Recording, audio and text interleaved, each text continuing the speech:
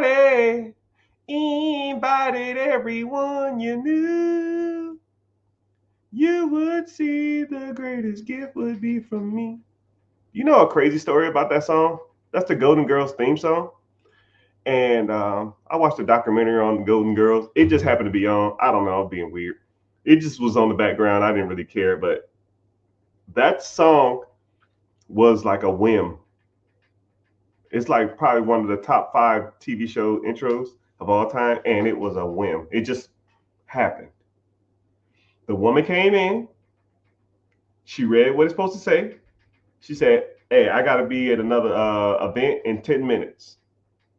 She got the lyrics, and then she just ran with it, and she went for it. But the more you know. All right, subject of the day is somebody asked me what are some good starting points for investing basics, and I sat back and thought about it, and I said, man, that's a good question. So it's going to be the subject of the day, or at least the subject for the next 5-10 minutes. First of all, you got to understand that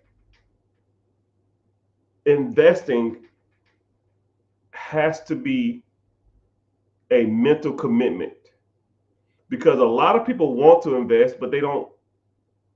They really don't. They love the ideal of investing, but they really don't want to do it, or they don't know how to do it, or they're scared to do it. And when people are fearful and people don't know what they're doing, they get nervous and they pull their money out. You put $100, $200, $500 into a pot or a system, and you lose, $20 the first 2 days, and then you're like, yeah, fuck this, I'm out, right? But that ain't the way it should be. You have to mentally commit to investing. It is what it is. You can't just wake up one day and say, hey, I want to invest, and I'm gonna throw my money into this pot, and I'm gonna check it in a week, and hopefully I make triple my money. No, right? You need to set a time goal and an allocation goal, not just freaking I'm gonna put a little money in here and hopefully it work out. It ain't like quick money. It ain't like gambling. It ain't like forex. It ain't uh, crypto or sports betting or parlaying and any of the other crap. You can't just throw money into something and hopefully it works out. It doesn't work like that. So first of all, you got to mentally commit, and then you got to allocate. Allocation is taking a certain amount of money every month and putting it into the pot, regardless of how bad things get. No matter how much you struggle, no matter how broke you are, it doesn't make a difference. I do not care what you are going through, because I promise you, whatever you think you're going through that's bad, I went through probably worse. I went through, um, dude, it was bad. Bottom of the barrel, eating bean weenies, freaking eating mystery meat, asking friends for $10, $20, $5. You know, it's bad. Homeless, broke, sleeping in my brother's closet, sleeping in my brother's car, asking my brother for money, getting into it with my family. I didn't have it. So when people say that, man, it's always something, oh man, I'll start investing next month when I get ahead. No, you need to start doing it now. And then I'll give you another quick point, because I don't want to harp on this too much. You know what I mean? You have to start investing. I call it windfall money. It's the money that you get when you didn't expect it. Things like tax returns, things like things like birthday present money. Um, your mom want to bless you with some money. Your parents want to bless you with some money. An inheritance, a insurance claim, lawsuit money come through, or whatever. You have to take that money and put it to work, and don't worry about trying to get ahead or trying to worry about staying afloat. Right? We all are going through the same things, regardless of how much money you make or how much money you're bringing in, right? I'll say you're bringing in 4,000, 5,000. Let's say if I'm bringing in 500,000 a month, I have the same struggles as you do. I have bills, I have creditors, I have lines of credit I have to pay. But you know who gets paid first? I do. And that's the difference between middle class, low class, upper class, and rich and wealthy people. Rich people will always pay themselves first. If I got an account and let's say if I did $50,000 last month, $30,000 of it is going to investing. And then I'm paying my bills with the last 20. Or 40,000 will go to investing, the last 20 goes to bills or whatever you want to call it. Right? I don't pay all my bills and then I'll invest what's left. No, we don't do that. That's a loser's mentality. Losers invest what's left because there's always going to be something. There's always going to be a tire being popped. There's always going to be engine trouble. There's always going to be a freaking credit card. There's always going to be a late payment. There's always going to be something. Losers pay themselves last. Winners pay themselves first. You work for the money. You get paid first. Not Time Warner, not Lexus of Toyota, or not Chase, not American Express. You worked for that money. You need to get paid first. Allocate money to invest first. And whatever's left, they can have it. If you short at the end of the month, don't give a shit. I've never cared if I was short at the end of the month because I already got paid. It is what it is. And the bad part about it is if you allocated $200 to an investment account, and you were short, the $200 probably wouldn't have made a difference anyways. Think about that. If you put $200 into an investment account and you're $100 short or $200 short or on an electric bill, and then you ain't got no money for no food, or so it wouldn't have made a difference. It wouldn't have made a difference. But I tell you what, my investment pot is going to get bigger every month. And then when that investment pot gets a decent amount, then you take that money and you put that to work. And you constantly put your money to work. And that's, if someone said investing basics, that is investing basics 101. I mean, it's about as simple cut forward as possible. If you take money that's windfall money, or you got a side hustle, or you a babysitter, or you make cakes, or you do hair, or you do nails, or you do landscaping, or you do window tint, or you fix people's cars. When you get that money, are you investing it, or are you just putting it towards bills? Because if you just put it towards trying to get ahead or catch up, you're never going to catch up. No one ever really truly catches up. Everybody has bills. Bill Gates has bills. Warren Buffett has bills. Elon Musk has bills. Jay-Z has bills. Kevin Hart has bills. LeBron James has bills. I have bills. You have bills. Next month, will I still have bills? Yes. Next month, will LeBron James have bills? Yes. Next month, will Kevin Hart have bills? Yes. Elon Musk? Yes. Elon Musk is worth $300 billion. 250 billion dollars. Does he have a bill next month? Yes. So why the hell is he trying to get caught up in that? You're chasing your tail, people. And until you understand that basic understanding, you'll never get ahead in life. And that's about as simple as it gets. And that's just investing. That's not including the real estate stuff. That's not including the business acquisition, storage units, Airbnb, Turo, storage units. I mean, whatever, vending machines, whatever. All that stuff is irrelevant.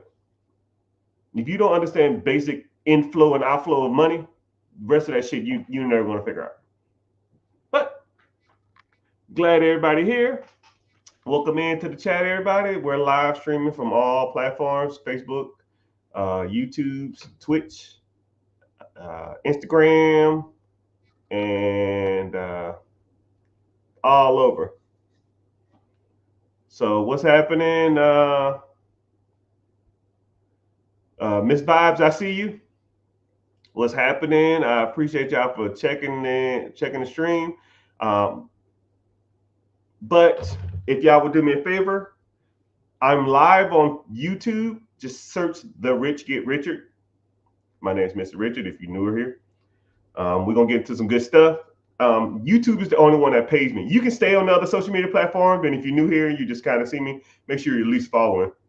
But head over to YouTube, and also too, YouTube comments feed into my feed first, so it actually helps me out, and I actually get paid there too. So you can stay here for all you want to. I'll answer pretty much every question live, and I'll try to get to your question as soon as possible. You just got to, feed your questions. One thing I don't like about Instagram though, it like I have to like constantly read thing.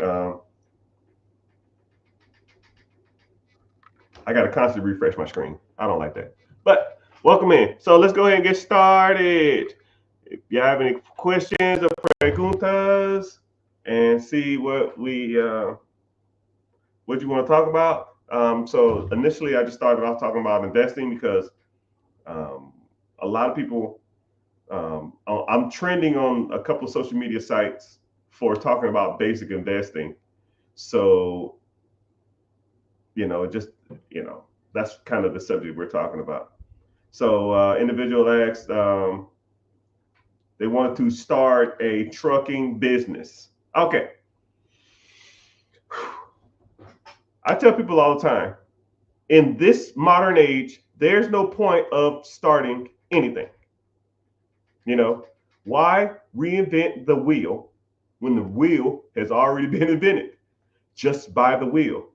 Would you go to eBay and build a car? Would you go to Home Depot and build a house? You might can get a better deal, or you can tell people I have a sense of accomplishment. But I mean, houses are already built. Cars are already built. Businesses have already been built. There's tons of baby boomers who are going to be retiring in the next 5, 6, 7 years. You can buy their processes from them. So if you wanted to get into like laundromats, dry cleaners, you want to get into trucking, you want to get into logistics, you want to get into franchises, Dunkin' Donuts, Subways, Papa John's, who knows, whatever, right? Why buy and start an existing business when you can just buy it already up and going? And then the requirements are way less to do it existing than it is to do it from scratch. So here we go. I'll put you in quick perspective of starting from scratch.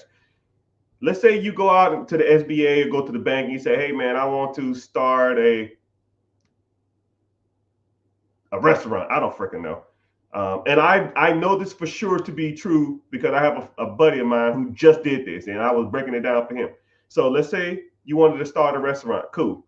You have to go do what's called a build out. That means you got to go rent a place. You sign a triple net lease. So you locked in for 5 to 10 years. Then you got to do what's called a build out. You got to go in there and you got to get plans and come up with signs. You got to come up with all this other kind of crap, right? Then you got to get that approved. And that's going to take 6 to 8 months, maybe, probably damn near a year. So that build out is going to be $100,000. Okay. But let's say you got a loan for $500,000. So now that business is going to cost you $100,000 just to build out, right? And then you're going to have to, you got to get food, you got to get inventory, right? And then you got to train employees. But you got to train employees and you ain't made a damn dime. So you're doing all this other kind of stuff. You got to get inventory. You got to train the people. You got to come up with a schedule. You got to pay managers. You got to hire assistant managers. You got to come up with menu ideas. You got to come up with just all this other kind of crap, right? And let's say you borrowed $200,000 from the bank to do this, right? You're a year in, $200,000 in the hole, and you ain't made a fucking dime. Not a damn dime. But, and then what's crazy is you open up the door day one, you have what's called a burn rate, meaning that not only are you paying the current lease, you are paying for a lease off a loan that you got a year ago. So let's say if your line of credit of $200,000, say the burn rate on that bad boy, the payment on that shit is 10 grand a month or something. I don't damn know.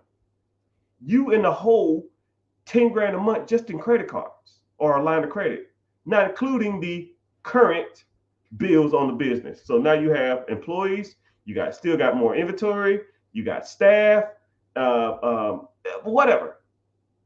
Right? So now let's say that burn rate is another $10,000. So you're a negative $20,000 a month and you ain't made a freaking dime. Okay? Not a dime. Negative $200,000 in the hole, and then you're losing 40, $10,000, $20,000, $40,000 a month.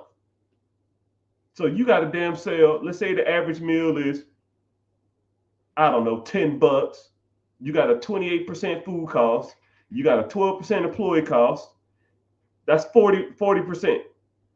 And that's not even including taxes. I'll give you another 10% in taxes. So you sell everything, that's $5 out the door. So $5 comes in. So, basic math, if your burn rate is $20,000 a month divided by $5,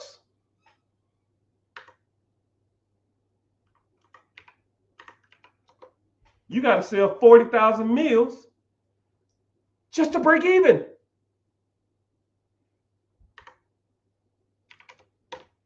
So you need 133 customers just to break even. I ain't talked about marketing. And then you got to get your name out there. And if nobody knows about you, you're screwed. But let's just say there's a business for sale. Same concept that you wanted to come up with. Maybe it's 5-10 minutes down the road, 30 minutes down the road. Who cares? Same concept as whatever you wanted to do. Because I promise you, there's not a business for sale or idea you can come up with that's not a business for sale somewhere in your area. I promise you. Whatever idea you have in your head, there's an older person who's turning 60, 65 that had the same idea 40 years ago. And he already did it. He or she already did it. You can just buy their process. Now let's say that same business is down the street for sale for $500,000. Well, Mr. Richard, I was only going to spend $200,000. Why would I spend $500,000 when I can spend $200,000? Shut up and listen. Now let's say that business is $500,000, and let's say that business is bringing in $200,000 to your pocket. Okay. The requirement from the government states that you need to bring in that you only need 10% down to purchase this business. And if you get some seller financing, you only got to put 5% down. So as little as $25,000. So let's say, for example, they didn't do seller financing. I'll be realistic. So now you got to come up with $50,000. You put $50,000 down. You buy the existing business. You owe the government $450,000. $450,000 over 10 years. Your payment, simple math, $450 over 10 years, probably somewhere in the range of 50 grand, 45, 50 grand. But the business brings in $200,000. You bring in 200, you pay the SBA, Small Business Administration, they're 50. Now you have 150 left. You put $50,000 down, which was 10%. So now you pay back that $50,000 line of credit. Let's say if you borrowed it from your auntie, you borrowed it from your uncle, you borrowed it from your 401k, you borrowed it from a friend, you borrowed it from the bank. You paid them back in the first 6 months. And you still have $100,000 left of cash flow. So let me get this straight.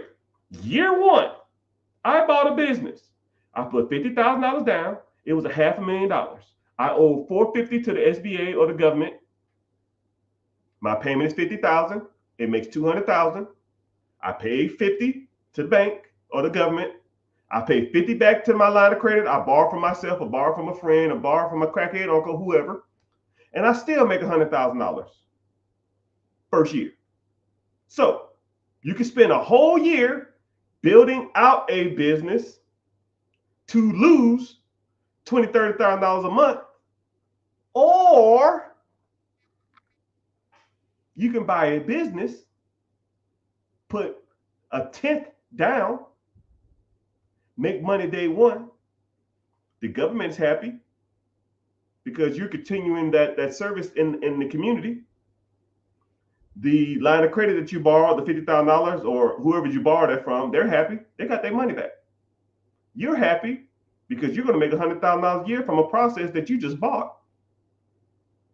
And, everybody's winning. And the person that you bought it from is happy because they got their money and now they can go and retire. Win, win, win, win, win. All I do is win. And that's how the game works, people. At least when it comes to business acquisitions. But if you wanted to learn more about this, I got to give a shameless plug. I do apologize. If you want to learn more about this, I have a webinar this weekend. This Wednesday at 9 p.m. EST. Links in the bio. It's called Be Your Own Boss. Sign up. I don't sell your information. If you want to come to it and just learn a new way to think outside of the box that you've been conditioned to your whole life, because you have been led astray, my friend. You've been taught your whole life to go out, do good in school, get a job, go to college, get married, buy a house, have kids. And none of that shit is financially growing. None of it works. You've been led astray. You've been chasing the rabbit down the hole for 10, 15, 20 years probably, and it ain't worked out for you. You're learning your information from people who are broke. Teachers, broke. Your parents, broke. Grandparents, if you had a blessing to meet them, probably broke. Your freaking neighbors, broke. Your friends, broke. Your college professors, broke. Your co-workers, broke. Your damn boss, broke. Broke mentally and broke financially. Because they think that they're getting ahead and they think they got some power in the world because they're telling everybody what to do, making an extra $2 an hour. It's trash. Trash. You got to learn from people like me who teaching you the real deal, Holyfield. You have to teach. I have to teach you investing. And I call it the 4 pillars. First of all, we got to work on your personal credit, right? You can't be going out here be trying to get $1 million loans with a 400 credit score. We got to fix that, right? You need to know the ins and outs. You know the difference between hard inquiries, soft inquiries, credit profile, FICO score, credit scores, all the bureaus, how they pull, how to boost your credit, how to be more pleasing to the banks, and then when you start focus on business credit and LLCs, S corp, C corps, sole proprietorships, EINs. If you want to get into trade lines, you want to get into net 30s, net 60s, net 90s, all that's just trash too. But I like to talk about it because I like people to know that I'm not out here playing around. I know what the hell I'm talking about, right? Then you got to start focusing on pillar 2. That's investing. Mutual funds, ETFs, index funds, mutual funds, stocks, bonds, If you want to get into crypto, you want to get into short-term investing, you want to get into long-term investing, whatever, right? What's the best app to do it with? What's the easiest way to do it, right? I need more money. We got to start teaching you about trimming the fat, because a lot of people have a lot of fat in their bank account, a lot of it. Because if you sign up for a one-on-one or a coaching program or something, first thing I'm gonna do, yeah, bro, let me see the fat. Oh man, I don't have a lot of bills. I don't have a lot of bullshit. Let me see.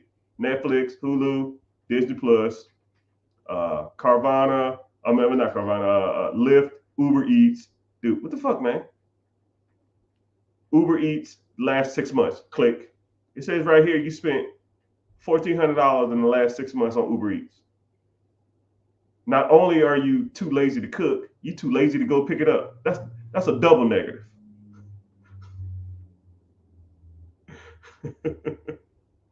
come on, man. Come on, man. You know, who's your cell phone through? How much your cell phone is? When the last time you called them and asked for a reduction or swapped it over to an account that's a lot cheaper?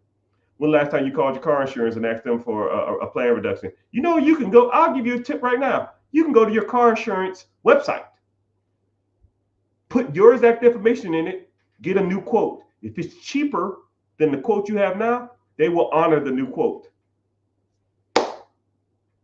Wow, I just saved you an extra $400 over the next 6 months. Now, what are you going to do with the $400? Boop. You need to start investing. Oh, I need to get caught up on my credit cards. Wrong. Then when it comes to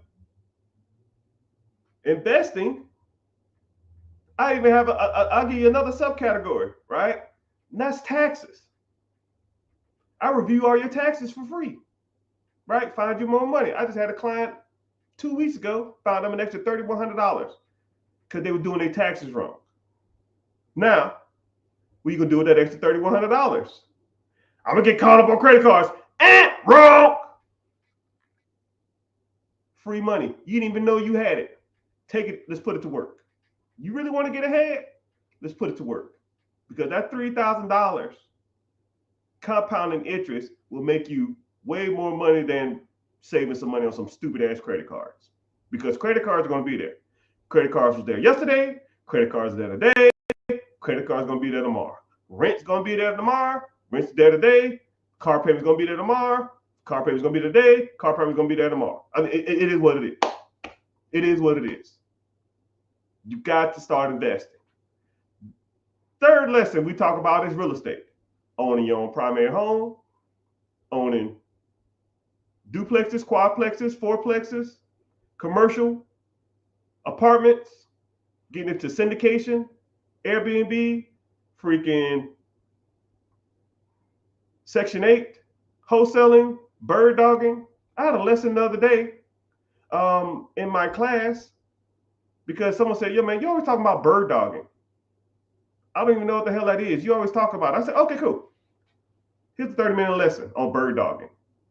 After I was done with that, they said, yo, bro, I didn't even know that shit even existed. I didn't even know that was even a thing. I said, yeah, I did it for years. It's the way you get into real estate with no money. Oh, man, I want to get into real estate. I ain't got no credit. I ain't got no money. Cool. Bird dog. What the hell is that? Sit back. But all the ways,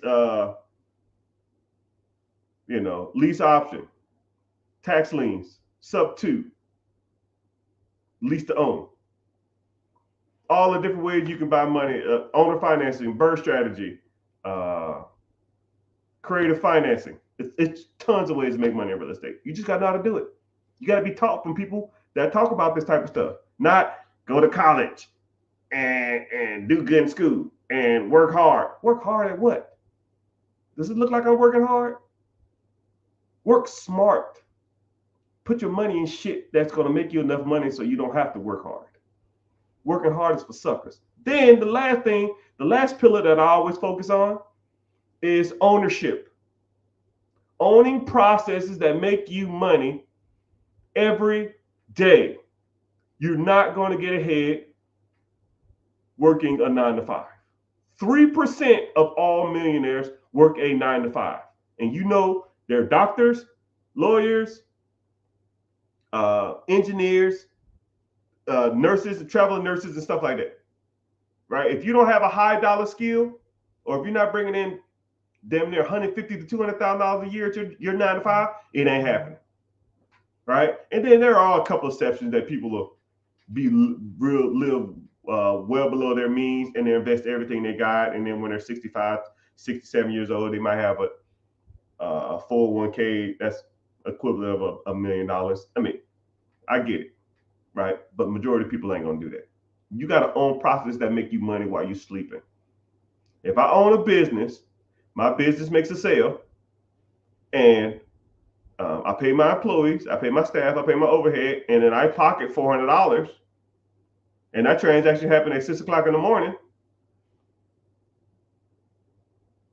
I didn't do nothing for it. Now, how many processes can you own that pays you $500 a day that you do nothing for? Infinite. Now, let's say there's a process that pays you $500 a day, but you got to work 12 hours a day. How many could you own? 2 max, and that's $1,000. And now you tired as hell and complaining that your back hurts and that I ain't getting paid enough for this. But if you own a system that pays you $100, $200 a day that you do nothing for, you wake up, you check your account, you might call your team, wish them some luck, you might pay a little money here and there, say here's a gift card, thanks for your hard work, and go about your business. You got to know how to find those systems. Businesses, laundromats, storage units, Airbnbs, vending machines, whatever. You got to learn about those systems, and nobody is going to show you in your circle. Your teachers, your college professors, your friends, if you got roommates, your co-workers, your family, your mom, your pops, your brothers, your sisters, your kids, right? I'm not trying to be an asshole, but they don't know what they're talking about. I listen to people talk for 3 minutes when it comes to money, and I almost just like, I don't even want to hear it no more.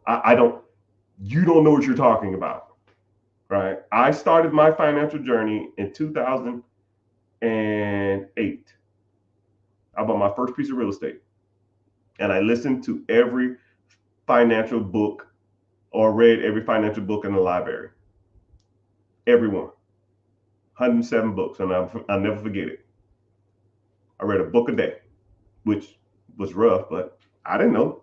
I had no fucking clue, but I know I wasn't going broke again. And I tell you what, the things that I learned from all those books, and I've been applying them all through the years, and I know what works and I know what don't. Right now, I don't know, 6 figures a month, easily. Right? Some months I do better, some months I do worse, but I don't care. And then all that money comes in, and I reinvest it, because that's the game. Pay myself first. I just gave you that lesson. But if you're interested in this type of stuff, you like talking about money, you like talking about different ways on how money works, you done with the rat race, you tired of the 9 to 5, right? My last push, and then we'll get to some questions. Click the link in the bio, join the free class. It's called Be Your Own Boss, right? I don't sell your information. If you come through, you listen, you hang out for a little bit, ask me a couple questions, and if you want to move forward, we move forward. If you don't, you never have to hear from me again. I don't care. I was fine before you, and I'll be fine after you. I don't care. I just got tired of people for years asking me, yo, man, do you have like a program or something where you can sit back and teach people? And cool, I'll walk you through that process. I'll show you what I have to offer if you're interested, and if you are, right? But you get a lecture before we even start, right? I'll break down a lot of this financial stuff before we even start. So, yeah.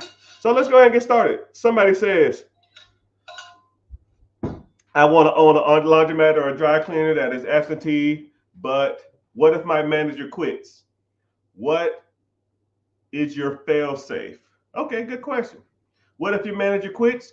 Generally, management in a laundromat, McDonald's, Dunkin' Donuts, Subway don't give a shit. Management typically are older people for the most part. Older people generally have families. For them, people just don't up and quit for a reason. They just, you know what, y'all, I'm done. Peace. Um, it's it's 12 o'clock on Friday. Today's my last day. I'm out. Because if they do that, they're gonna call you and say, "Hey, man, I got a referral here for John Smith. How was he?" Well, he was a good worker, but he just quit on me one day. I don't know if he's gonna do that with you. He just left, and they're gonna ask him about that in the job interview. And they say, "Yo, man, why'd you just quit? You told him on Friday at 12 o'clock that you're gonna leave, and then you just left. Why'd you do that? Are you gonna do that with us?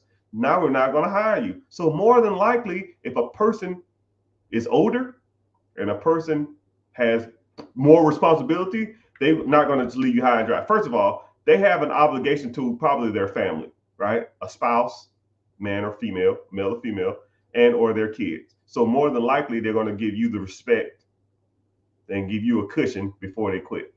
And if they just leave, right, more than likely, you're going to have other people working there. So you can either do two things. One, if a manager ups and leaves randomly, just I leave, right? Which is kind of weird, but more likely they're not. Every job I've ever been to or every place I've ever worked at has the guy or the girl who's probably the best worker around. I want you to think about your job. There's a guy or a girl that hey man, who's the hardest worker in this place? You already know. When I was in the military, you already knew the guy or the girl. They was the go-to. They did everything. They always worked hard. They never talked bad about anybody. They just went there, worked, left, right? And they worked their ass off. We all know those people. First of all, more than likely, they was already doing managerial roles anyways, or they was already the assistant manager. Boom. Congratulations, young man or young woman. You're the manager now. If you want to do that. Or you tell the individual, hey, you're going to quit in 2 weeks. Let me find a person to replace you over this next week. And then after the week, when I bring him or her in, then you train them how to do your job. And then after a week, you're done. About as simple as it gets. And I hope that helps. And have I ever had that happen? No. Nope. What's up? I got a question. Ask the question. Preguntas, questions. So here we go. Are you able to do a one-on-one devise a base plan based off persons going through business-wise? Yes.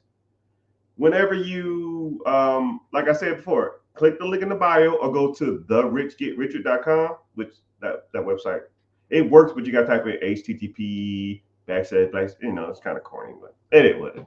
So, but you can just click any link if you're on Instagram, YouTube, Facebook, Twitter, Twitch, X, TikTok. Just click the link in the bio. It's a link that'll say "Be Your Own Boss." Just go to that website and just sign up. But yeah, and if you need a one-on-one and you want a one-on-one, we'll go from there. But like I said, my one-on-ones is super extensive, and we break down everything, right? It's kind of crazy. I think I did a one-on-one maybe a couple of weeks ago, and the guy was like, "Okay, you ready?" I said, "You ready?" He said, "Yeah." He said, "Okay, cool. When it comes to businesses, I want to do." I said, "No. Nope. We got to get to the basics." So we ran through everything, right? We're gonna talk about his credit. We talked about his investments. We talked about his income. We talked about short-term goals. We talked about midterm goals. We talked about long-term goals. We talked about his credit. We talked about ways to get out of debt. We talked about side hustles. We talked about all his debt. Talked about revolving debt that was trash. We talked about debt that his house payments. We talked about his car payments. We talked about it all. We talked about cutting the fat. We did all that type of stuff. Then we talked about investments. He was like, I was like, you want to invest in real estate? He said, well, real estate in my area is kind of it's kind of shitty. I said, cool. Where you live? I said, no, it's not. Look, showed him all the areas that he should be investing in. He's like, shit, I didn't even know this place even existed. Man, they paying this much for rent. I said, yeah, and look how much these houses cost. And I pulled it up on the map, and I was just showing them houses for sale, right? Tons of them, right? And I said, you know, look, let's look at the Section 8 programs in this state and see if it's rent friendly. And Section 8 was charging, they was giving 20% more in that state. So if he saw a property that he could buy for $700 a month, and the rent was $1,500 a month, but the Section 8 was paying $1,750, you're making $950 a month. That's almost $12,000 a year of one property. If you made $12,000 off of one property, how many properties do you need to have to quit your job? Hell, 5 is 60 grand. And let's say you bought a property a year. You made $12,000 a year. Okay? In profit. 12,000 year one, buy another property. $24,000 year two, buy a property. $36,000 year three, buy a property. $48,000 year four, buy a property. 60 grand year five, quit your fucking job. Golly. People act like it's rocket science. And then about 2.5 hours in, then we start talking about businesses.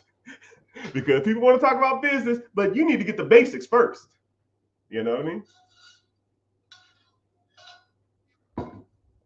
But yeah, that's 101 in a nutshell.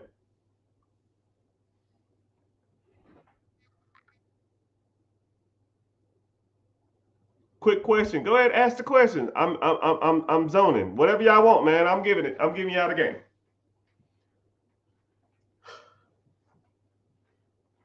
Someone said, I came across your page and you never wear designer, but you wearing Tom Fords today. I mean, it is what it is, man. Right? Just because I don't flaunt my wealth doesn't mean I don't have wealth. Okay? Let's get it twisted. Just because you don't see the money don't mean I ain't got it, right? And then one thing about it too is my sister okay, if y'all know what the Real is, my sister owns a consignment store, almost like the Real, and sometimes she'll get a lot of like name brand clothes, and sometimes they'll be sitting for a while, and then they'll just be ready to move units. And a lot of the stuff that I get, it'll just be like consignment stuff. They'll be like, "Oh man, these Tom Fords, I think they was like $400. They was on her website for $100. I think the guy wanted like $50 for it, and she takes 50. You know, she had them for sale for 100. The person gets 50, and she gets 50. She gets half of whatever she takes or whatever she sells it for. And then I said, yo, you know, how long they been sitting? She said, oh, these been sitting a while. I said, what's the consignment fee? She said $50. I said, yo, I'll give you $50. I'll take it off your hand. And she was like, yo, give me 60. I was like, hey, I always be hustling, right? Right. I don't expect a handout from anybody, right? So yeah, but yeah, if you ever see me with designer stuff on, more than likely that's where I got it from. But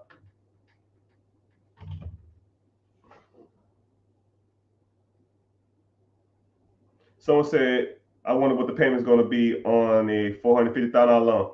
Hey, simple math, man.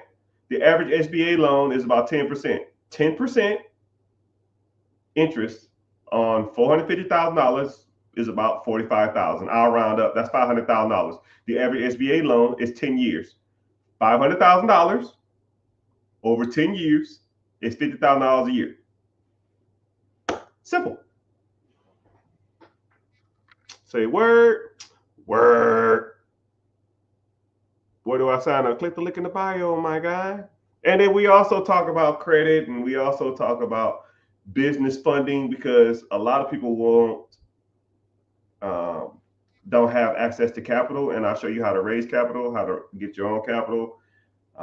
If you get access to capital, how to properly liquidate it, because you know sometimes these banks be charging like 20, 30, 40% to get access to this money.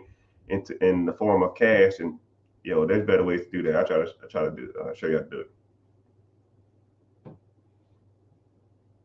Do you think private A investments like Energy X is long-term investments? I don't even know what Energy X is.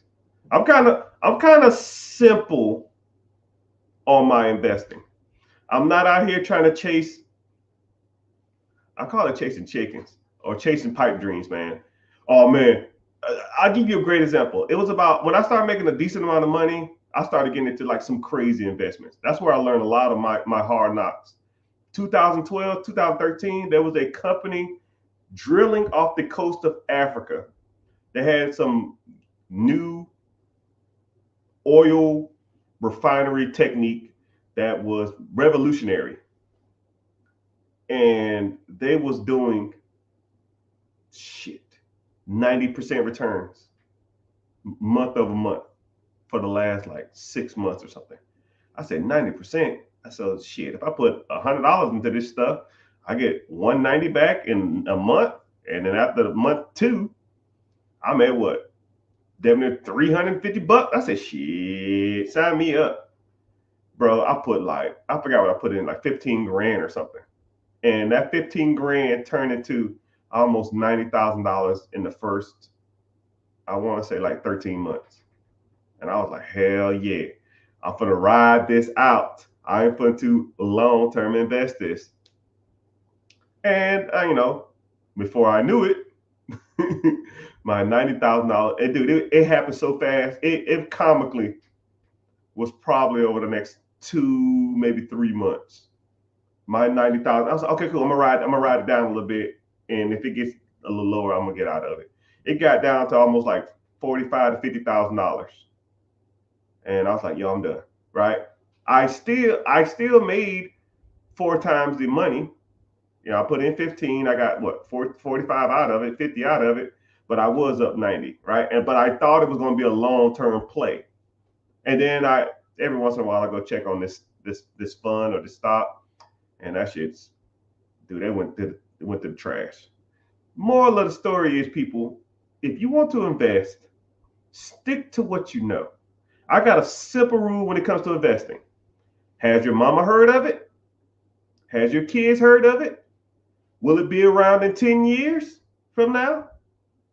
And do you use it, or have you seen other people use it on a daily basis? And what's the and will I get a return on my money? It's simple as it gets. Okay. Has my mom heard of a company that drills off the coast of Africa? No. What about my kids? No. It doesn't have long term. I thought it did. Do I use this every day? I guess I use oil every day. I don't know. Not really. From off the coast of Africa? Probably not. Okay, cool. Amazon. Has your mama heard of Amazon? Yes. Has your kids heard of Amazon? Yes. Will you get a good rate of return? Yes. Do you use Amazon? Do people use Amazon every day? Yes. I mean, okay, let's go. Simple as it gets. Someone said it's an emotional thing, not pulling out at 90K. Yeah, because if that was the case, I'm gonna put you on a new mindset of thinking, people.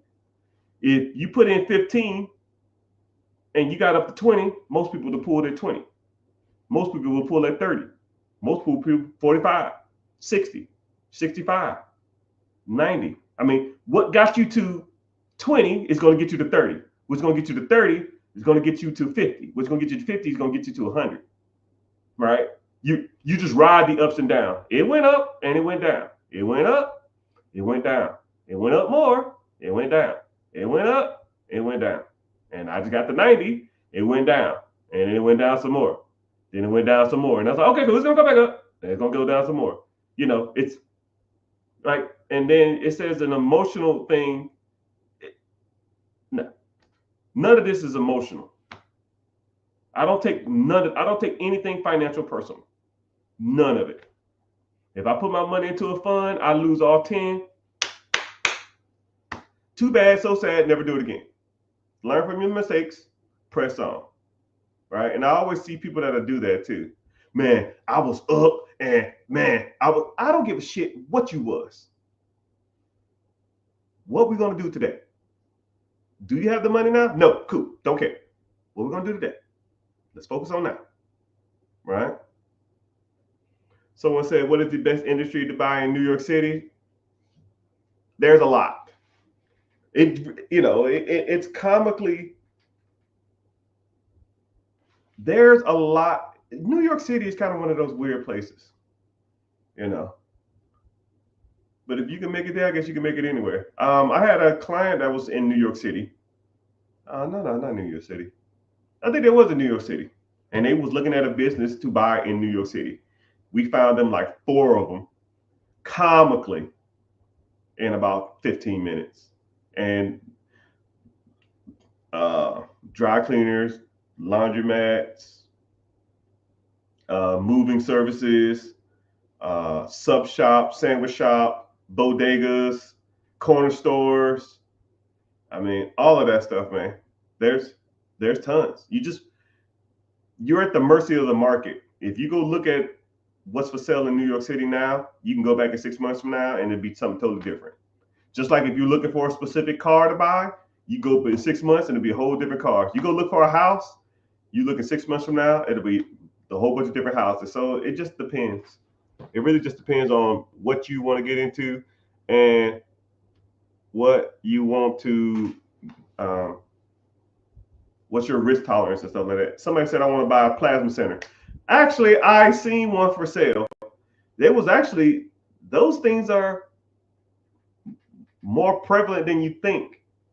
But you got to be careful because some states require you to be licensed as a owner. So I don't know what state you're in, but let's say, for example, if you want to buy a property management company, some states require you to be a property manager or either have a real estate license. If you wanted to be if you wanted a dog grooming business, some states require you to be like have a vet tech certificate or something.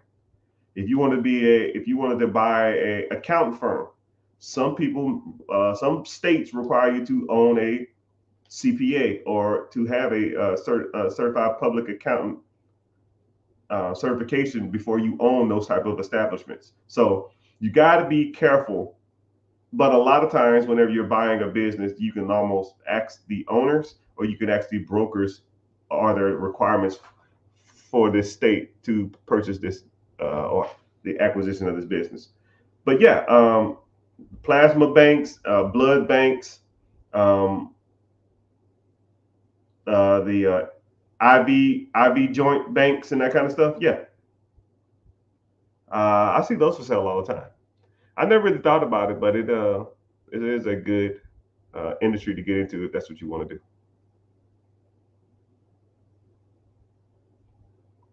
So let's get to the question. Preguntas. Yesterday we had a good lecture. Yeah, yesterday that bird dog stuff, man. We talked about being a bird dog, which a lot of people don't even know that even exists. So yeah, in class we talked about being a bird dog, and yeah, people got value from it.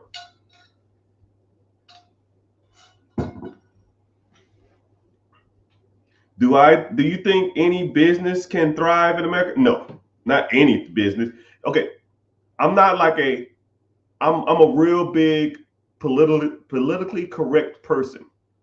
I don't like saying all or none of anything, right? Can no person make it in America? That it's grammatically incorrect. Does every business make it in America? Grammatically incorrect. Do I think that anybody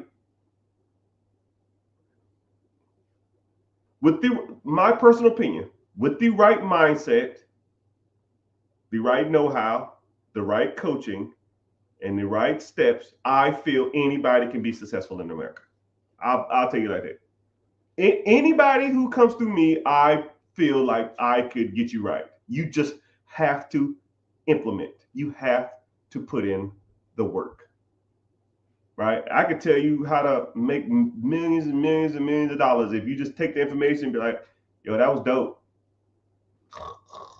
No, come up with a plan. Like if we coached or you was in the program or I worked with you, I'm gonna give you plays.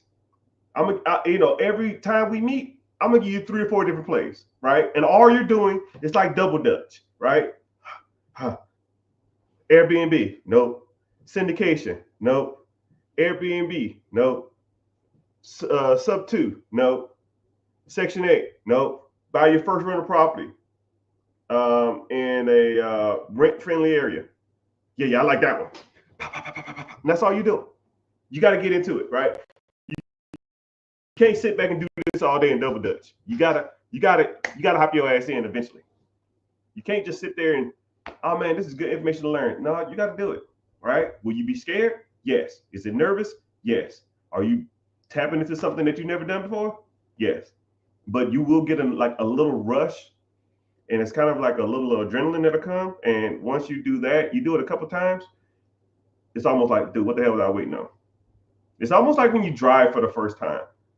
When you drive for the first time, you're kind of scared, you're kind of nervous, you don't know what you're doing, you're kind of fearful. You think, oh man, everybody's gonna wreck, people are gonna crash into me, I'm gonna die. I saw a statistic that a lot of people die in cars. I don't never want to do this.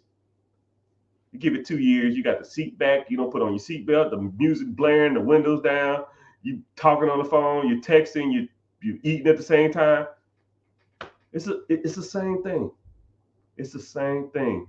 Over time, when you do some of this stuff, it will just come natural, and you will just easily just start looking for the easiest, fastest way to do it. If you buy one rental property, you can buy two. You buy two, you buy four. And you buy four, you buy 8. And then you buy 8, you can buy 16. And then after that, now you're looking for package deals, right? Or what they're called, portfolio deals, right? Those are the best ways to scale too, man. You know, you got a old investor who has, I don't know, 30, 40, 50 properties. Shit, why buy a whole bunch of single family homes, one a month, when you can buy 50 in the damn portfolio? Cool. How much are all these properties worth? I had them appraised at $2 million. Okay, well, what you want for them? Give me 1.6. Okay, well, 20% of 1.6 is 320. You put 320 down, you got $400,000 worth of equity. You pretty much get your money back as soon as you sign the shit. But that's how you scale. And then the rent will pay for your down payment. I mean, let's be real, people. Let's be real, people. But commercial break, y'all. Like I said, I give you 15 minutes worth of game, and you got to listen to me solicit for 15 seconds. 15 for 15, right? I don't know where you're watching from, TikTok. Just make sure you tap in the screen. Let's tap for 15 seconds while I talk. 1, 2, 3, go. Just tap the screen, tap the screen. Instagram, I see you. YouTubers, I appreciate you in here. They say the YouTube is bumping, man. I'm getting some AdSense today, man. Cut the check. Twitter in the house, Twitch in the house, Facebook. We need to work on it, but it's all good. But if you want to watch, it's the same platform. I see everybody's comments. I just get paid from YouTube to be here. So 2 things. 1, I have a free webinar coming up this Wednesday. Click the link in the bio. Join the free class. Like I said, I don't sell you information, but we talk about, raising money from the banks. We talk about buying businesses. We talk about buying real estate. We talk about credit. We talk about business credit. We talk about business funding. We talk about stocks, bonds, mutual funds, investing, compounding interest. It's a good little segment that a lot of people need to hear. But if you're interested, go over there and head that out, check that out, and when you do that, also then click back after you sign up, and then go to my YouTube channel and watch this from here, because like I said, I'll give you game for free, but YouTube actually pays me to be here. So, and it's not even a lot, it's like, I don't know, a couple $100 a week or something, just enough to like get my daughter some Michael Jordan shoes. She loves Michael Jordans, and I hate Michael Jordan. You know what I mean? But it is what it is. I hope I never meet that dude. But it's all gravy. It's all gravy. Why is Bitcoin considered the new gold? I don't know about that, Playboy. I don't know about that one, Playboy. There's no standard for Bitcoin, one, and it has no utilitarian value, right? I can't go to Walmart and say, yo, I have one Bitcoin. Let me buy this TV. Until there's an exchange for an exchange, a basic unit of metric for a certain currency, it won't be accepted. And that ain't happening anytime soon. So that's just my personal opinion. What is the best first asset to buy or invest in? Like I said, I believe in the 4 pillars: credit, investing, real estate, businesses. You can almost do all 3 of them at the same. You can do all 4 at the same time, right? I'll even give you basics. Boom, you got a 401k at your job? That's investing. Do you have a personal house? That's real estate. What do you own that makes you money while you're sleeping? That's the business. How's your personal credit?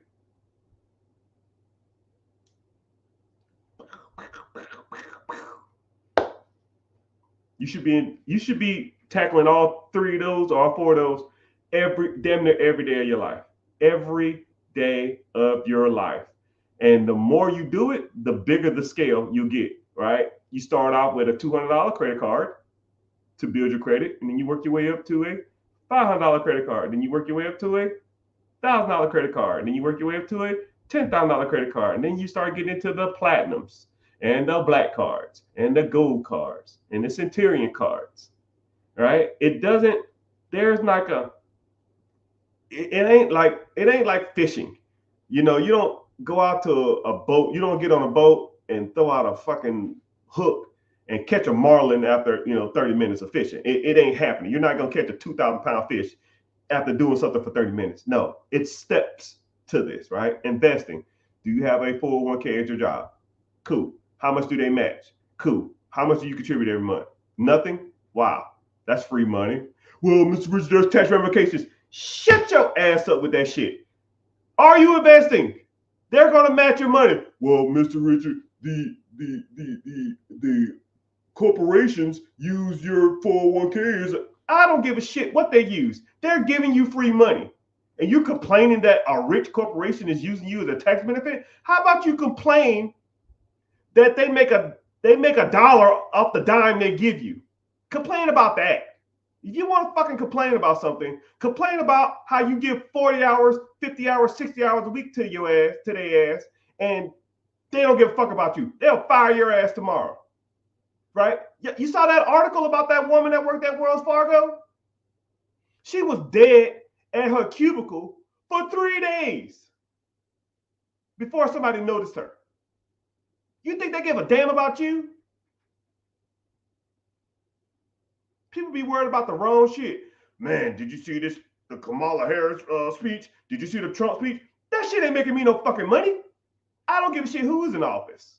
I didn't care who the last president was. I didn't care about the president before that. And I damn sure didn't care about the last president before that. How rich is this motherfucker gonna make me? Oh, none? Fuck that. Don't care. Not a shit about a politics. I don't give a shit about a boss. I don't give a shit about a coworker. How much money is that shit making you? If it's none, piss off. It's just crazy, man. Y'all focus on the wrong shit. Y'all focus on the wrong shit. And I hate to be angry and I hate to be disgruntled. And I just keeping it real, people. I'm keeping it real. Keeping it real, sometimes people don't like it. And if you don't like it, maybe it ain't for you. But I'll tell you what, if it makes me $1, I care about it. And if it don't make me any money or takes money out of my pocket, it can piss off. I don't devote my energy to shit that takes money out of my pocket. Don't care. Don't care. Did you see the debate last night? How about a debate? I got a debate for you. What's a better ETF? QQQ, VL, or SPY? I don't know what that is, but you can tell me what they were talking about in the damn debate that you watched for 3.5 hours. I got a debate for you. What'd you name your LLC? Let's debate about that. Oh, I ain't got time. Okay, cool. I got you. Okay, cool. I got you. And then you know what I do? I follow your page and I put default on all your shit. When people in the comment section of a Instagram, I got a couple million followers, and sometimes I get petty as fuck. So what I do is, you talking shit in the comment section, ain't nobody got time for this. Cool. Follow, and I put your shit on default. 6 months later, 8 months later, 12 months later, you gonna slip up. Hey man, did you see that dunk LeBron James did?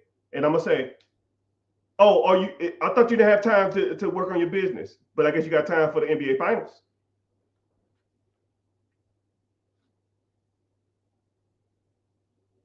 Block.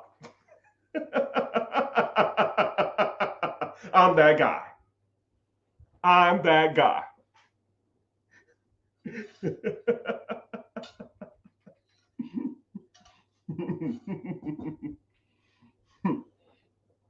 You ain't got time for that side hustle, but you got time to watch Patrick Mahomes throw backwards passes, huh? Okay, cool. I got you.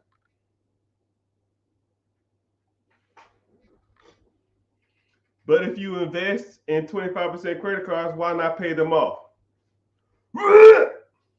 Brother, we all have debt. Let's say you have a 25% credit card, okay? Let's do a simple, basic math lesson. This is about as simple as it gets when it comes to people talking about, I should pay off my debt.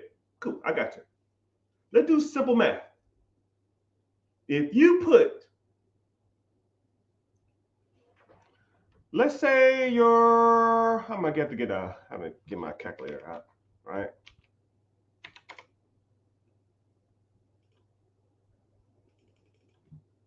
Let's say you have a 25% interest credit card, which, god dang, that's a lot. Let's say you got a 25% interest credit card, okay? And let's say your payment is, I don't know, $400 a month, right? You send twice as much, okay? Twice as much, which is $800. You're going to pay that credit card off, and let's say you owe, I don't know, $5K. You're going to pay it off a little faster, but you're still going to take probably a couple years. And now let's say you pay the minimum, okay? Instead of you paying $800, you pay $400. And now you take the $400 and you invest it in an account, okay?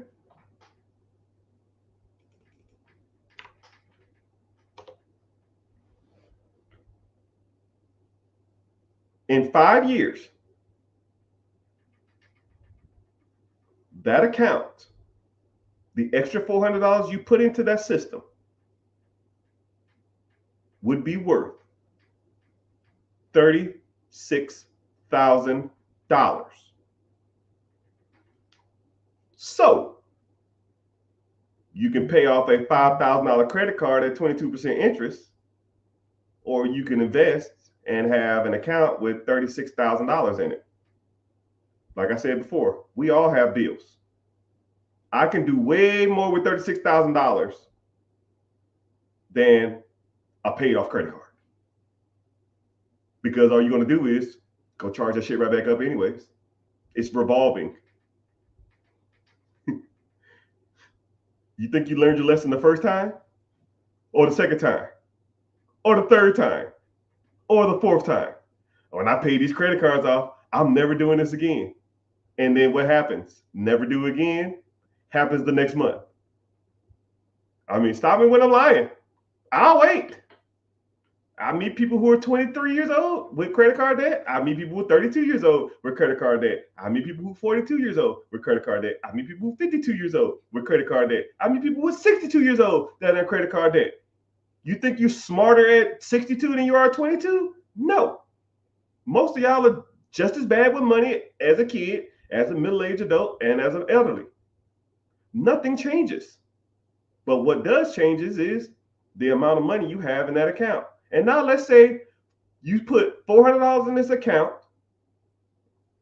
every month for 5 years. Okay? That 5 years you got 35,000, right? And now let's say you do nothing else with that account. Okay? You don't put no more money in that account, just the extra money you was paying on that stupid ass credit card, right? And then you leave it in that account for another 10 years. $35,000 in a simple ETF for 10 more years. You would have $147,000. So would you rather still be paying on that damn credit card that you still gonna have? But now at least you got $137,000. Now you can do some stuff with that, right? You can borrow against your investments. Mr. Richard, what? What the fuck does that mean? That means that if you have a portfolio, stocks, bonds, ETFs, index funds, mutual funds, you can go to the bank and you can say, hey, man, I have $140,000 worth of stocks. Can I take a loan against this? They say, yeah. Here's 90% of the value of that. You got 150 in there. They're going to give you what? $1.30? Damn, I didn't even know they can even do that. Yes, that's how rich people do it. You think Elon Musk sells his stocks? No, he just borrows against it. You think Jeff Bezos sells his stocks? No, he just borrows against it. And borrowing money, you don't have to pay taxes on debt. So you get a loan for that amount of money. Use the money, you buy another asset. Once that asset brings in money, then you pay off the loan you got from the bank. That's how it's done, my friends. Y'all are hustling backwards. Paying off fucking credit cards early does not make you rich. Paying off your car early does not get you ahead in life. Paying off your house early ain't the play. Investing, reinvesting, and reinvesting into shit that pays you while you're sleeping is how you do it. Not having more debt is not it. Like I said before, I guess I could call this topic, we all have debt. I have debt, you have debt. Name your favorite celebrity. I used to have a huge crush on J-Lo. She got debt? What about Halle Berry? She got debt? Does LeBron James have debt? You think LeBron James, he has a $80 million house in LA. What do you think he did? Bought it cash? He's worth $1 billion. You think he bought his house cash? No, he didn't put a down payment. Come on, he borrowed against it. So now he doesn't have to pay capital gains tax on that money. It's just a dead asset. He borrowed against it and he pays the monthly payment from the income he got from his other investments. Boom. He bought a pizza company that pays him while he sleeps. When that money comes in, he pays his house payment.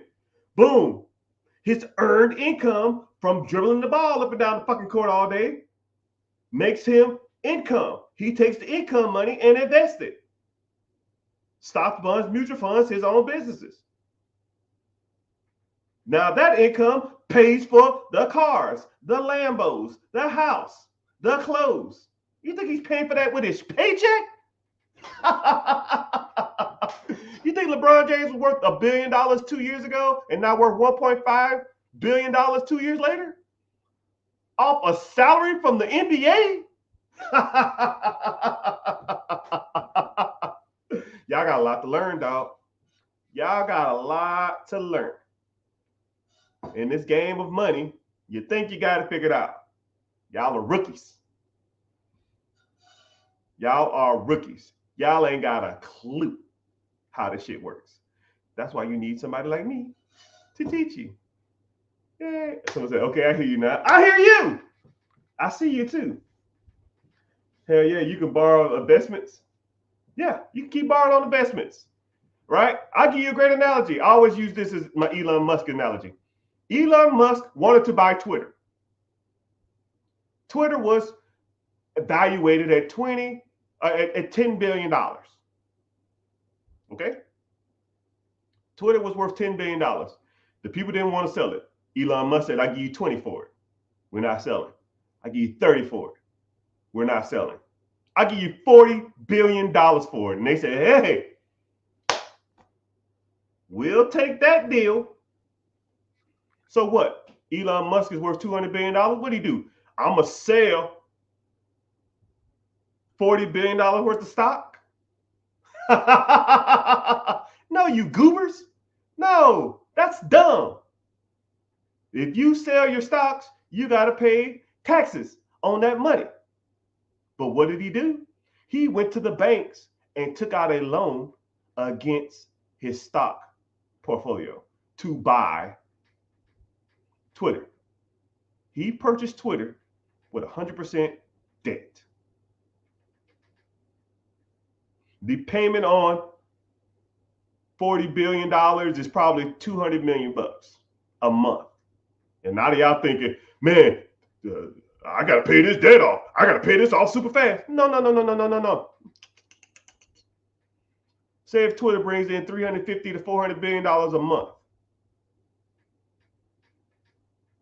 400 comes in, 200 goes out, you pocket 200. Simple as it gets, people. Now, if Elon Musk can do that at a $40 billion level, you can do it at a $40 million level. Hell, you can do it at a $4 million level. Let's keep going. You can do it at a $400,000 level. You can do it at a $40,000 level. Let's say if you have stocks or 401k, and let's say you have $60,000 in that account. And I see it all the time. Hey, man, I'm thinking about cashing out my 401k. Why? Because I need the money for something. Borrow against it. That way, your money can continue to make money. You take that money, buy something that makes you more money. And when that money comes in, you can pay off the loan. And then you still can take care of whatever you need to take care of. While your other money is still sitting in the account accruing interest. That's the game, people. Or at least one of the games. But hey, it is what it is.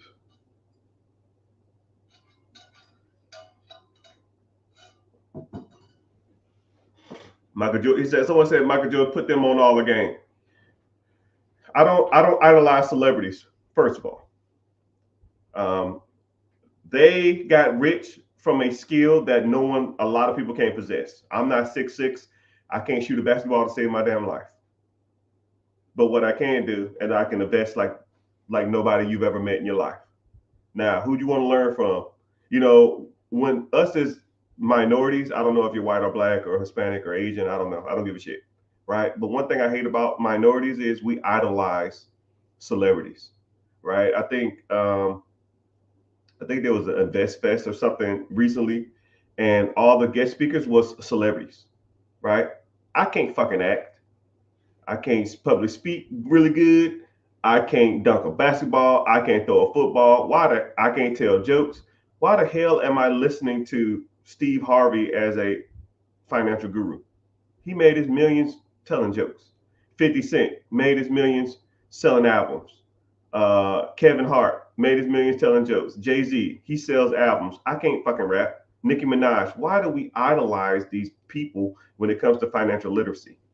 Show me the guy who started with nothing and built multi-million dollars worth of businesses in real estate. I'll learn from him because I can do that. Oh, right here. I'll learn from him. I can't learn shit from Dwayne The Rock Johnson. Why the hell am I going to a public speaking event and watching Dwayne Rock Johnson talk? I'm not fucking 6'4", 300 pounds solid. Can't do it. I can't be a wrestler. I'm not that big. I'm not that athletic. So you have to start learning and getting your literacy from people who are out here doing this shit every day, not from celebrities. I idolize no man. I've met tons of celebrities. Most of them are assholes. Most of them. Me and Ludacris almost got to a fist fight because he talked shit. He was talking shit to me and my wife. I almost punched him in his fucking throat. Don't idolize them people, man. They're all losers. Most of them are. Some of them are kind of cool, but most of them are assholes.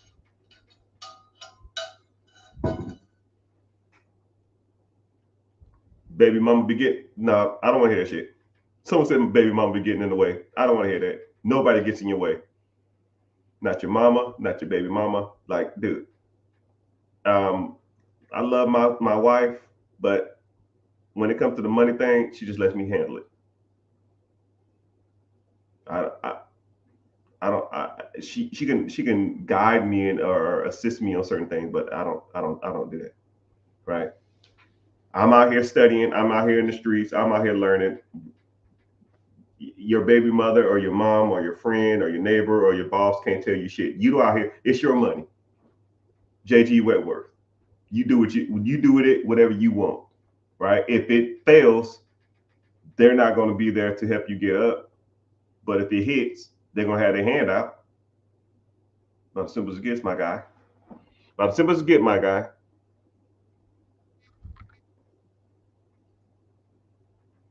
Someone said, learning wholesaling now? Yeah, brother. Someone said I look like Rick Ross. I get that one every once in a while. I met him in real life. We look nothing alike.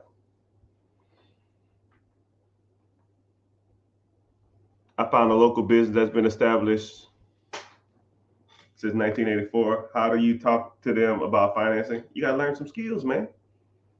I'll give you one lesson off the top of my head, right? Because, I can't give you all the game, but you found a business and you want to get owner financing, they got to like you. If you had a business that was worth $1 million and you were going to give it to somebody, would you give it to somebody that you didn't like or didn't know? Probably not. Rapport. Learn rapport. I'll put you on that. Someone says you was in the military. Did you get 100%? 100% P and T. I don't know what P and T is. Did I get 100% P and T? I don't know what P and T is. But yes, I was in the military. Did 21 years in that hellhole.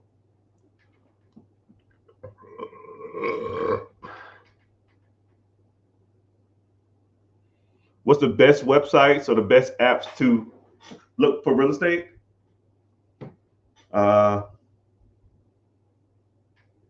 It depends on what you want to do. Depends if you want to get into commercial units. Depends if you want to get into apartments. Depends if you want to get into single family homes. Depends if you want to get into on market or off market, right? If you want to get into off market, if you want to get onto market deals, you can just Google houses for sale. If you want to get into off market deals, you got to start finding people in the areas you want to invest in who have the deals that you want, or you got to start sourcing your deals yourself. Once you start making decent money in real estate, then you have to start sourcing your deals yourself. Once you start sourcing your deals yourself, then you're pretty much writing your own checks.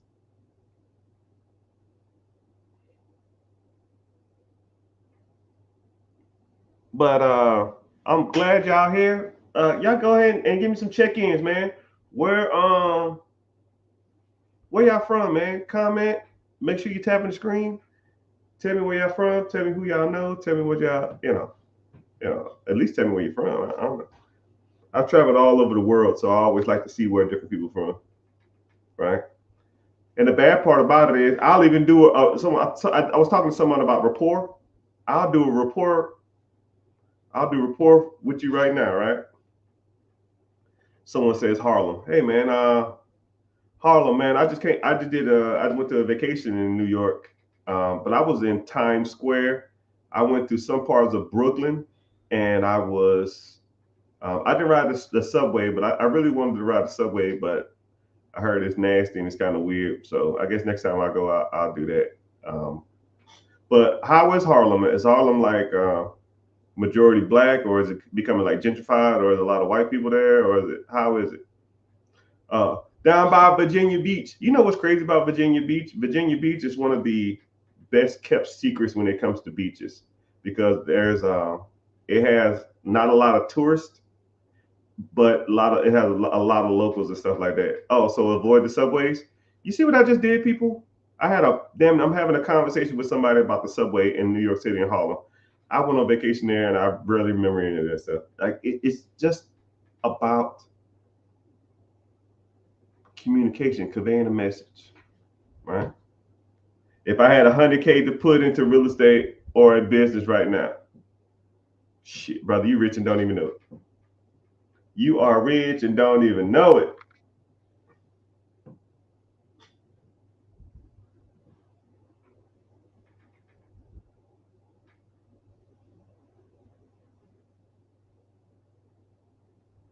Someone said, uh, to your point, Jay Morris allegedly got $11 million for the Tulsa real estate fund. Yeah, and he ripped all them people off too. Ain't built shit.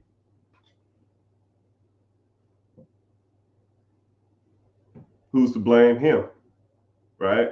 If so to take on a fund, I'll even break that down. So there's a guy named Jay Morris. Jay Morris took a whole bunch of money. He raised a whole bunch of funds to start a Tulsa real estate investment group, and apparently didn't build shit.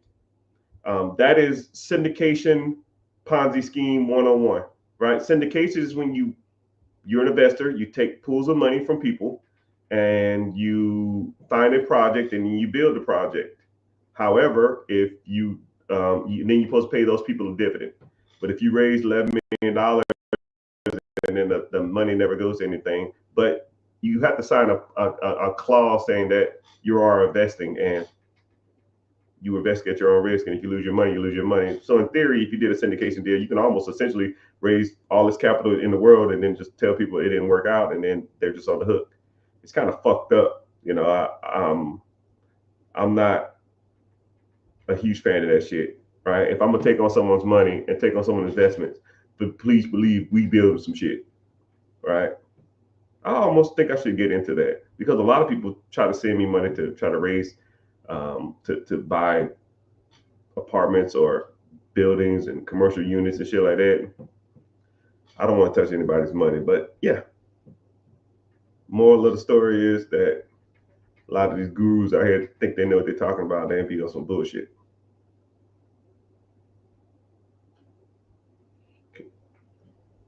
Oh yeah, I'll DM you. I'll see you.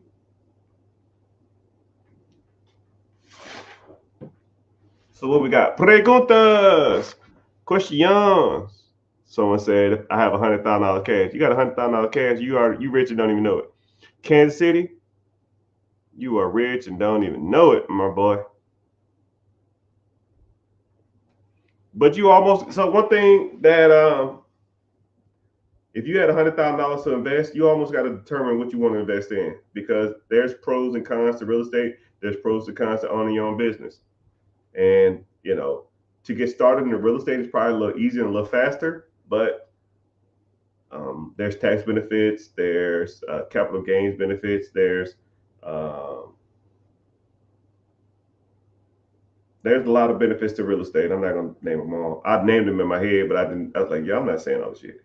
But to buy in a business, you get a lot of cash flow back, but then you have a cash flow problem. Then you have to pay taxes and capital gains on that too. So they have their pros and cons. I think that's why I try to explain to people what the pros and cons are of having both of them. Right? But there's a free class coming up. Click the link in the bio, join the free class, and we can go from there. No, what I'm saying is that $3,100 pay off instead of investing first. Devin, or I try not to say anybody's names on lives, but I'll say your name. You're not gonna tell me that paying off a credit card is more beneficial than starting investing. You're never going to convince me that. If you pay down a $3,000, $5,000, $10,000 credit card, it is revolving debt. You pay it off, and then you will be right back in debt a year later, and then you're going to be paying it off again. You're chasing your own tail, man. A lot of people think they're smarter than like, dude, you're overthinking it too. And then you're losing out on the years. You're losing out on the years. I have it in the calculator right here. Let's say if you put $35,000 in an account in a simple ETF, if you started investing and you did it for 10 years, that would make you $140,000. But let's say you waited 3 years, it would be 89,000. So you lose out on making $54,000 because you waited 3 years to pay off a damn credit card. A $5,000 credit card cost you $54,000. It doesn't make sense, sir. I'm not trying to be a butthole. Would you rather have a paid off credit card or an extra $56,000? Your choice. Man, I ain't got no debt. Fuck that debt. We all got debt. This house is debt. I got cars that are debt. My kids are debt. Right? They take money out of my pocket every month. What, I'm going to pay that off? I'm going to pay off the house? No. You take the money that you can afford to go to zero. You put it in the pot. You let it grow. You borrow against it, or you use it to buy something that makes money, real estate or a business or something of that nature. And then that money's going to come in. You save that up, and then you buy more shit. That makes you more money. And then when you're bringing in 40, 30, 60, 70, 80,000, $100,000 a month, you ain't got to worry about no damn credit cards. You know how much my credit card bills are? Dude, I got like 70 grand worth of credit card debt from running all my businesses and real estate and stuff like that. You think I give a damn what my credit card payments are? You think I'm trying to pay them off? I don't care. You talking about a $3,000, $5,000 credit card, man? No, that's trash. Invest. Take the money from your investment and buy something that makes money. If I bring in $100K next month, you think I give a damn about a credit card bill? No. Come on, man. Think bigger.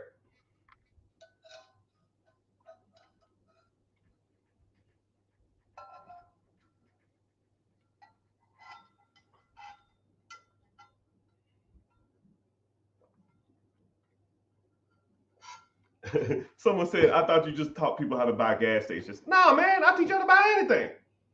It just depends on you and what you want to buy and how you want to invest it. I'll show you how to buy pretty much anything.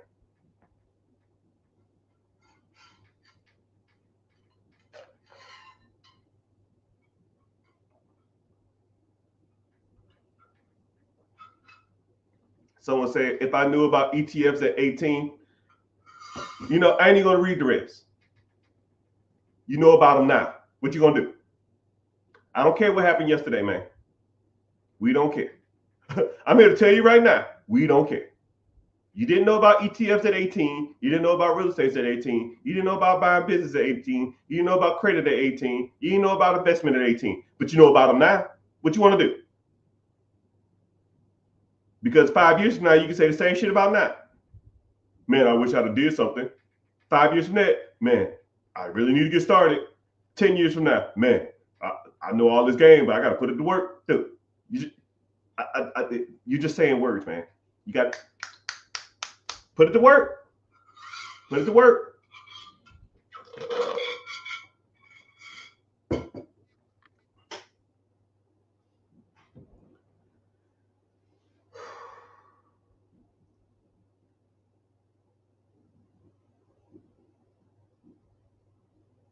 But thank y'all for hanging out. Appreciate y'all being here. Ask the questions.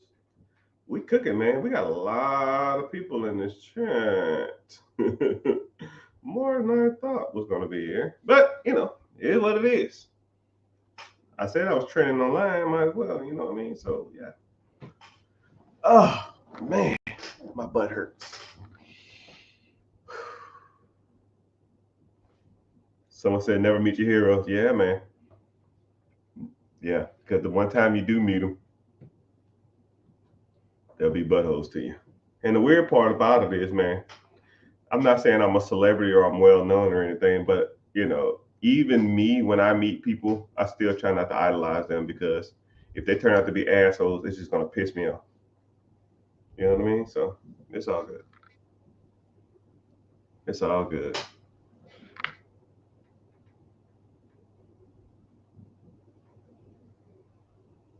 Ohio in the house. Nashville in the house.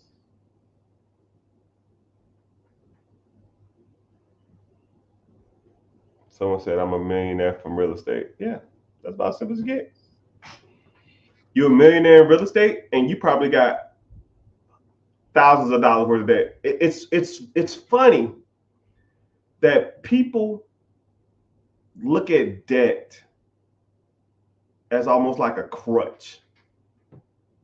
Listen to Dave Ramsey, man, gonna have you jacked up, man, because that's all he talks about. Man, you gotta get rid of the debt, man. The debt, make more money. Like, think about it like this. I'll even give you a super easy scenario. Let's say you had, I'll give you a hypothetical situation, $20,000 worth of credit card debt. And let's say you make $5,000 a month. You got $20,000 worth of credit card debt. You make $5,000 a month. Is that a bad problem to have? You're damn right it is. Let's say, okay, boom, I'm gonna double your income. Now you make $10,000 a month. Is $20,000 credit card bad to have? Yep. Cool. Double it again. You make $20,000 a month and you have $20,000 worth of credit card debt. Is that a bad problem to have? It's getting better. Cool. Double it again. You got $20,000 worth of credit card. Now you make $40,000 a month. Do you care about a $40,000 damn debt when you make $40,000 a month? Probably not. Moral of the story: make more money. Stop focusing on your debt. We all have debt. Rich people focus on making more money. Poor people in the middle class focus on paying off debt. They will sit in that rat race trap for life. And then as soon as they get out of debt, they hop right back into that shit. It's like a mouse stuck in a glue trap, and he gnarled his damn foot off just to hop right back in that shit. People pay off 30, 40, 50, $60,000 cars to turn around and buy another 40, 50, 60, $70,000 car. People rack up $30,000, $3,000, $4,000, $5,000 worth of debt just to turn around, get their income taxes, pay the shit off, just to rack up another $2,000, $3,000, $4,000 debt. It makes no sense to me. Why the hell are y'all buying 40, 50, 60, $70,000 cars? Why the hell are you racking up credit card debt every freaking month? And then say, oh, I got to pay this off. And then you start a little side hustle. You start a little side business. You get some taxes. You get an inheritance. You get some birthday money. And then you turn around and you take the money that you worked for to get ahead just to pay the fucking card off, or to pay the car off just to buy another one. I had one person tell me once, yo, I'm so used to having car payments, even though my car is pretty much new. As soon as I pay it off, I'm gonna go get another one. In their head, that makes sense. I said, you have a 4-year-old car. You bought it brand new, which was a mistake. Brand new, it's trash. You lost half the value. You paid it off early. You paid it off in 4 years. Your car has 35,000 miles. Your car payment was $600 a month. You paid on it $1,000, which is another mistake. You could take that $400 and invest it. But you paid off the car early. So now, boom, you have an extra $1,000 a month with a paid off car that has 32,000 miles on it. What you finna do? I'm finna go out and buy another car. Why? Because I can just get a newer model of the same one I got. Well, why? Because I'm so used to paying car payments that I feel weird not paying one. That is the dumbest I've ever heard in my life. And then 2-3 months later, I see that individual. And then the bad part with the same car, just a different color. Same freaking car, different color. They went from like a 2016 to a 2020. And then the bad part about it is it wasn't even like the upgraded year. You know how they take like 5-6 years with the same car? She got the car as soon as it came out, 6 years later, or 4 years later, same car. One of my old coworkers in the military.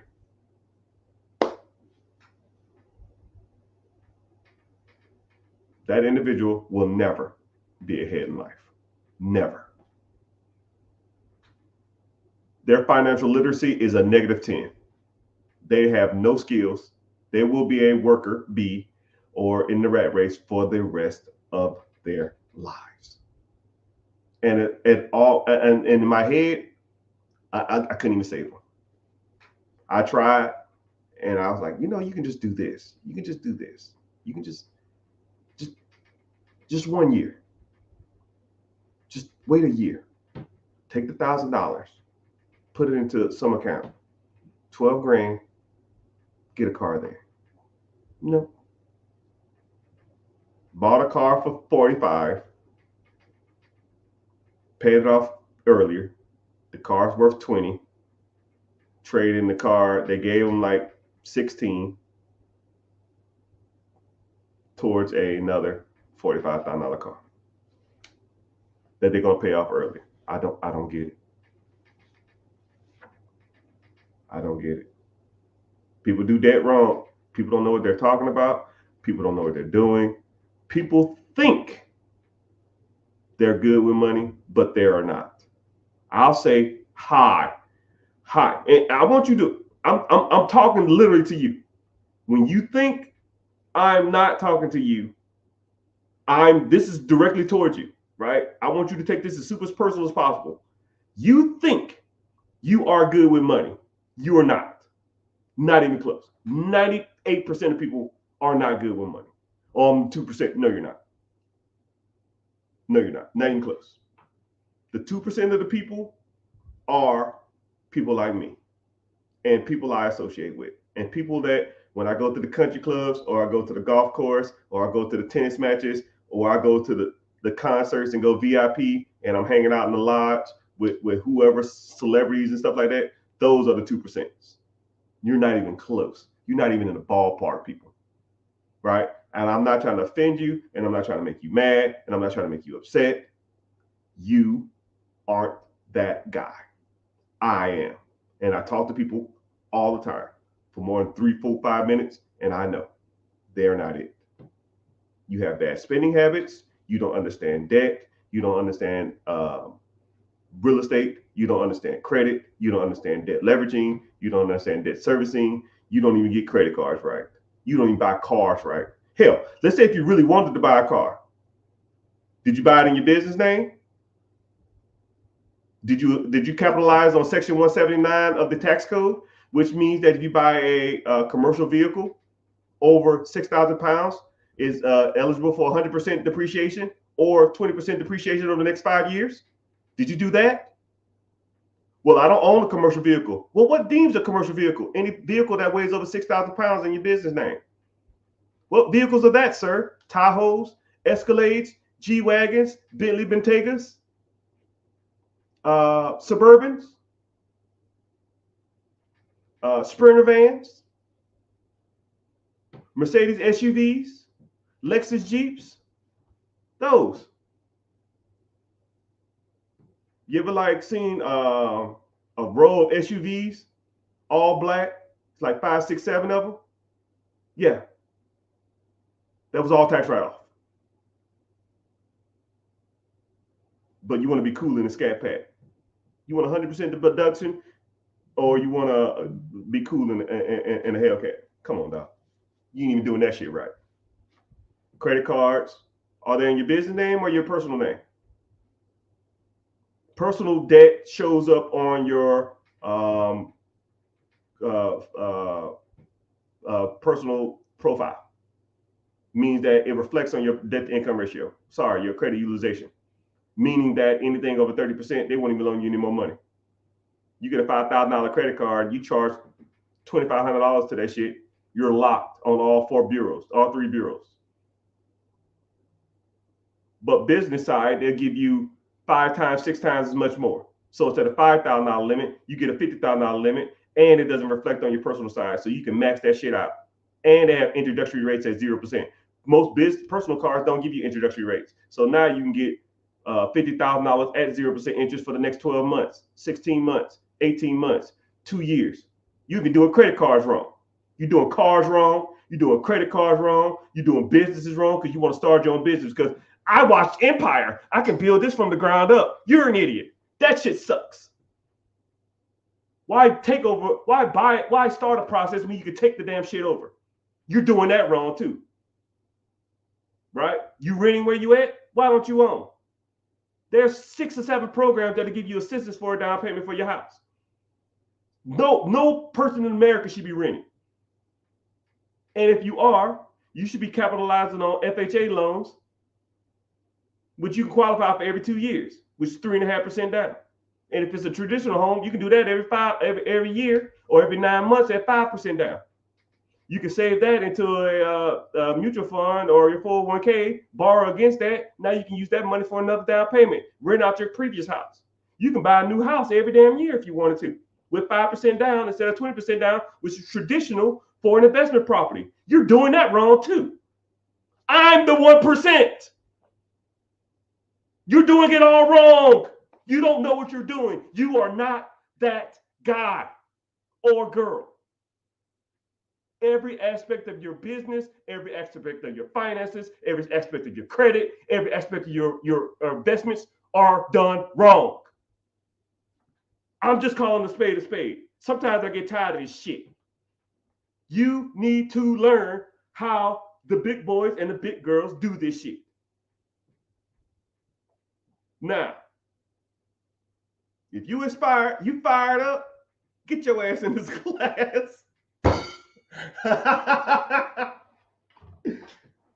Moral of the story, people. Sometimes you got, I'm kind of Old Testament, right? When my dad yelled at me and my mom yelled at me, I listened to what they said because it resonated with me. When they was upset, it lets me know whatever they were saying, they're saying what they're saying with their best intentions. They're telling you this stuff because they want to see you succeed in life. And they're seeing that you're on the wrong path and you're doing something wrong, and they just want you to straighten that arrow. Okay? Y'all got to do better, my peoples. All of y'all. Sometimes I have the wrong tack. Sometimes I come off as nice, but I am not out here playing around, people. You got to do better. So, last warning before I get off. If you are interested in learning how to do this type of stuff, I'm hosting a free webinar. Link in the bio, my guy. Click the link in the bio. Join the free class. Like I said before, I don't solicit.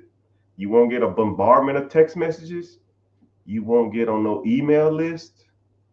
You won't get spam calls. You get a notification before we start.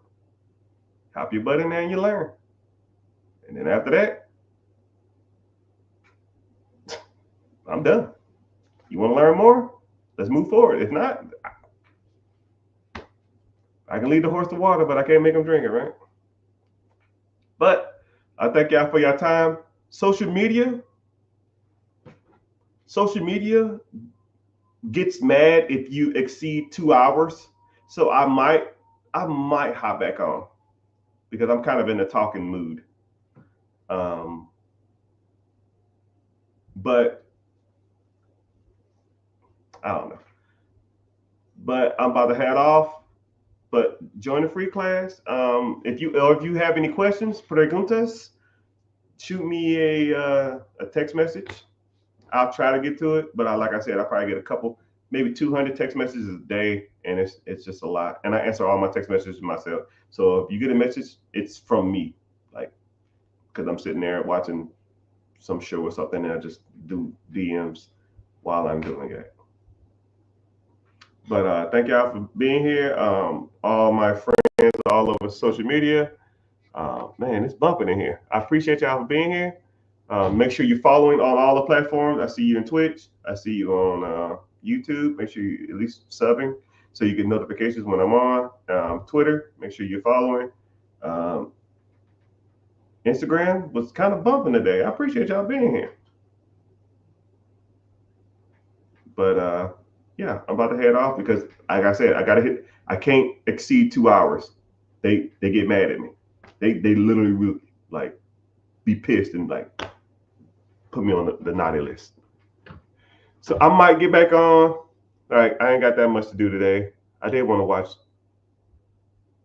the last 15 minutes of this movie. Right? When I watch like movies in segments. I don't have time, so I watch like 15 minutes, 12 minutes, 18 minutes, 30 minutes. So I'm like 15 minutes left on the movie, and I just gotta, it's kind of weird, right? But hey, I guess that's busy rich people problems. But I appreciate you being here. Later, dudes. Make sure you're following. Thank you.